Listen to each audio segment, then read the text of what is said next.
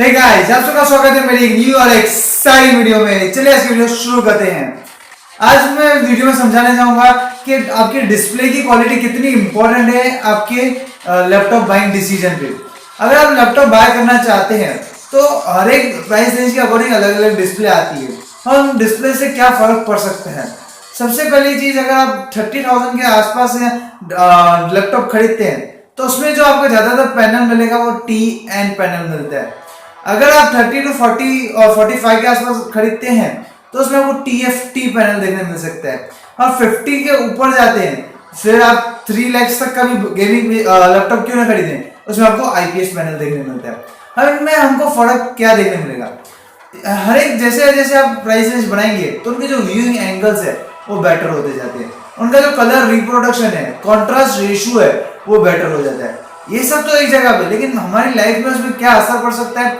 जैसे कि अगर आप TN पैनल को ज्यादा देर देखते हैं या TFT पैनल को ज्यादा देर देखते हैं तो आपके आंखों में इचीनेस फील होना चालू हो जाती है, आपकी आंखें रेड हो जाती है, आपको माइंड में दर्द हो सकता है। तो इस मतलब पैनल एक बहुत इंपॉर्टेंट चीज है। अगर आपका लैपटॉप का पैनल अच्छा नहीं है तो आप उसको लॉन्ग टाइम यूज करेंगे तो आपको हेल्थ में काफी प्रॉब्लम आ सकती है। तो अगर आप सेम स्पेसिफिकेशन वाला लैपटॉप देखते हैं कि एक 26,000 में, दूसरा 32,000 में, तो जो बाकी के पैसे होते हैं वो आपसे लेते हैं एक अच्छा डिस्प्ले लेने के लिए। तो अगर आप एक अच्छा डिस्प्ले लेते हैं कुछ हजार ज्यादा देके तो आपका हेल्थ इफेक्ट उससे काफी मतलब बेटर रहेगा, क्योंकि TN पैनल से बेटर है TFT और TFT से बेटर है IPS।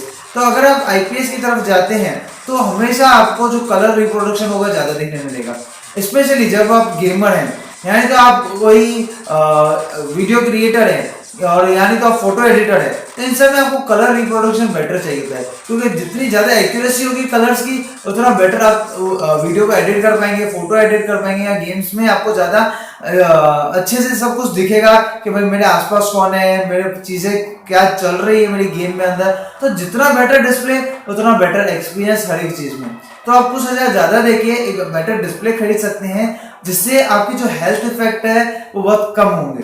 TN और TFT पैनल अगर आप खरीदते हैं तो आपकी आंखें बहुत ज्यादा रेड हो जाएगी और हो सकता है आपको माइंड में भी बहुत ज्यादा दर्द हो उसको ज्यादा टाइम देखने से। अब ये हो गया डिस्प्ले की बात। अब आती है iOS। मतलब उसके अंदर कौन से पोर्ट्स अवेलेबल है।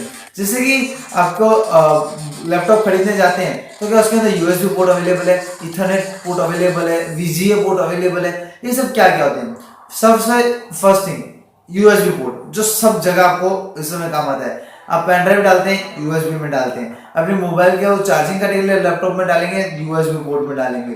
तो ये सारी जो चीज होती है वो USB पोर्ट से ही सारी आपको ऑपरेट होने मिलती है। तो जो USB पोर्ट होता है उसकी अलग अलग जनरेशन आती है, जैसे USB 2.0, USB 3.0, USB 3.1 and USB 3.1 Gen 2।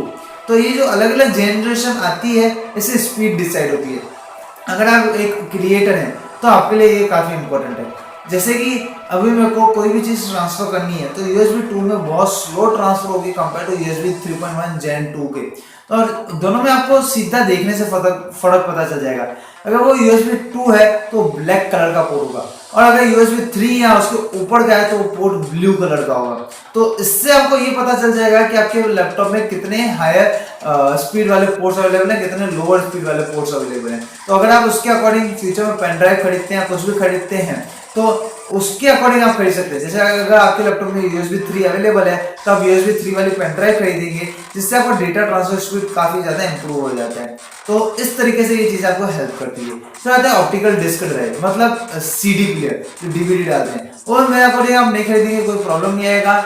मेरे अकॉर्डिंग इस टाइम पर 2019 में कोई भी लोग DVD को यूज नहीं करते, ब्लू-रे यूज नहीं करते, तो वो आप देखें तो ना हो तो बेटर है। उससे क्या होगा, प्राइस थोड़ा कम हो जाएगा।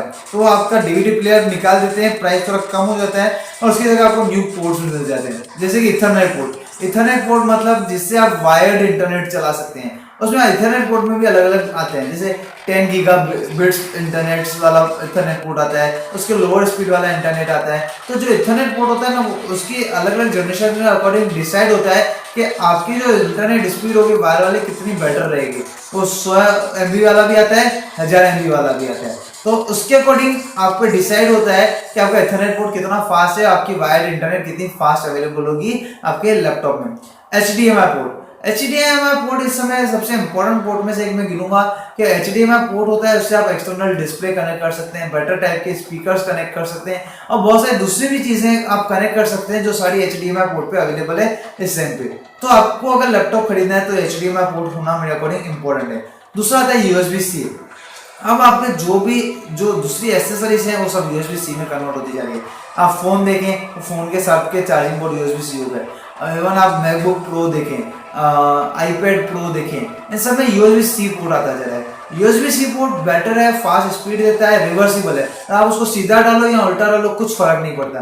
और USB-C पोर्ट में भी आपको जनरेशन देखने मिल जाएगी, जैसे USB 2.0, USB 3.0, USB 3.1, USB 3.1 Gen 2, ऐसे जनरेशन मिल जाएगी। लेकिन जो बाहर का सिर्फ स्ट्रक्चर होता है वो थोड़ा छोटा हो जाता है, USB-C में कन्वर्ट हो जाता है। और लास्ट में आता है थंडरबोल्ट। थंडरबोल्ट पोर्ट सबसे पावरफुल पोर्ट होता है आपके लैपटॉप के अंदर। वो क्या कर सकता है, वो आपको एक्सटर्नल GPU कनेक्ट कर सकता है। आपने लैपटॉप खरीद लिया है सपोज 50,000 का, जिसमें आपको जो GPU मिलता है बहुत वीक मिलता है, यानी तो नहीं मिलता। तो आपने i7 वाला खरीद लिया 50,000 में, जिसमें GPU अवेलेबल नहीं है। फ्यूचर में आपको गेम्स खेलनी है, तो आप फ्यूचर में आपको गेम खेलनी है तो आप वापस दूसरे 50-60,000 खर्च करके न्यू लैपटॉप नहीं खरीदेंगे। उसमें आप क्या करेंगे, 15,000 खर्च करके आप एक एक्सटर्नल GPU खरीदेंगे। एक्सटर्नल GPU आप थंडरबोल्ट से कनेक्ट कर लेंगे और जैसे ही आप कनेक्ट करेंगे आपके laptop as a dedicated graphic card उसके अंदर प्रेजेंट हो, इस तरीके से वर्क करेगा। और थंडरबोल्ट पोर्ट काफी ज्यादा पावरफुल है, उसकी जो स्पीड होती है सबसे फास्ट स्पीड मिलती है। और वो उसका जो आउटर स्ट्रक्चर होता है USB Type-C जैसे होता है, उसमें एक इलेक्ट्रिसिटी जैसा निशान अवेलेबल होता है, जिससे आपको पता चल जाता है कि वो थंडरबोल्ट पोर्ट है कि नहीं है। तो ये हो गई iOS, ये हो गया डिस्प्ले की बात। तो यहीं पे मैं अपनी सीरीज खत्म करता हूँ और मैं उम्मीद करता हूँ को आपको समझ आ गया होगा कि आपको लैपटॉप खरीदने से पहले क्या क्या देखना है और किस किस तरीके से देखना है, जिससे आपके लैपटॉप खरीदने के डिसीजन पे इफेक्ट पड़ सकता है, आप फ्यूचर में बेटर लैपटॉप खरीद पाएंगे। उम्मीद है आपको मेरी सारी वीडियोस पसंद आ रही हो। अगर वीडियोस पसंद आ रही है तो प्लीज मेरे वीडियो को लाइक करें, मेरे चैनल को सब्सक्राइब करें, मेरी वीडियोस को अपने फैमिली ग्रुप्स में, फ्रेंड ग्रुप्स में शेयर करें, उनको कहें मेरे वीडियोस को देखने के लिए और मेरे चैनल को सब्सक्राइब करने के लिए। Thanks for watching my video. जय हिंद, वंदे मातरम, bye bye, till next video.